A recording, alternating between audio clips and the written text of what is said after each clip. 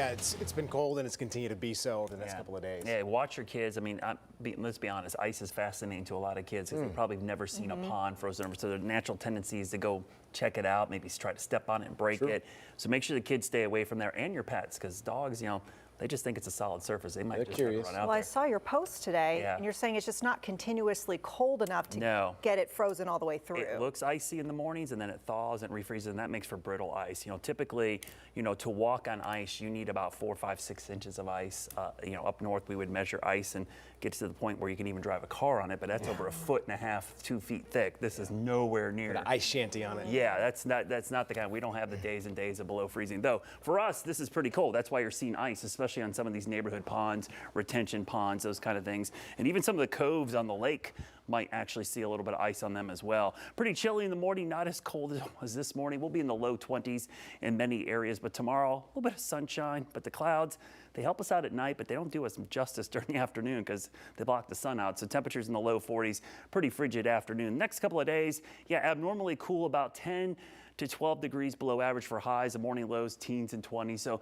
really cold week ahead. But by the weekend, we're going to have a chance of some weekend snow, and the snow chances are there. It's uncertain the amounts. I think we're going to see something, at least flurries, but that alone could be an issue because of how cold it is. And the cold is the other part of this alert for the weekend because we're going to be below freezing for maybe 2.5 days. So most of us probably doing good with the pipes right now. We've seen some water main breaks, but a week of this and then another blast of Arctic air, that's probably going to cause some big time issues by the weekend. We could have slick roads and definitely want to keep an eye on those pipes, pets, and people. The cold air, this is a chunk of Arctic air that's going to break off and come down here. So with this low pressure system, not only do we have a storm, we're going to have brutally cold air. This is really going to be fluffy snow. I was looking at some of the snowfall ratios to put it in perspective. Typically a liquid to snowfall ratio here is about 8 to 1.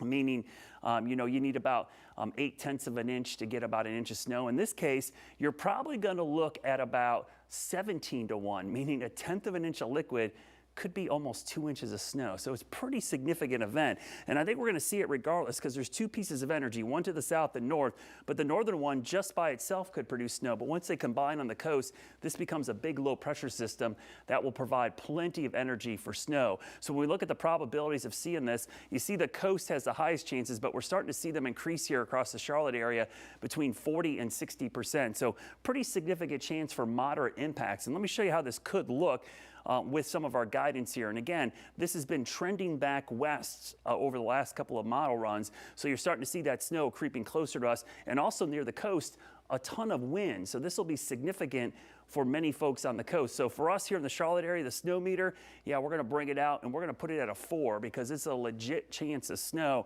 Not going higher right now because we don't have totals, but I do think we're going to at least see the opportunity for snow showers or snow flurries. And with as cold as it's going to be, that's going to stick to everything and blow around and likely cause some slick spots because every time a car drives over this stuff, it'll melt and then refreeze on the road. Your Jerry Hunt Supercenter 7-day forecast. Look at that weekend. Your weather impact alert for cold and snow. The snow is primarily Saturday, could linger into Sunday, but we're going to be really frigid, especially if there is snow on the ground. Those temperatures for Sunday and Monday might be optimistic. They could be even colder than that.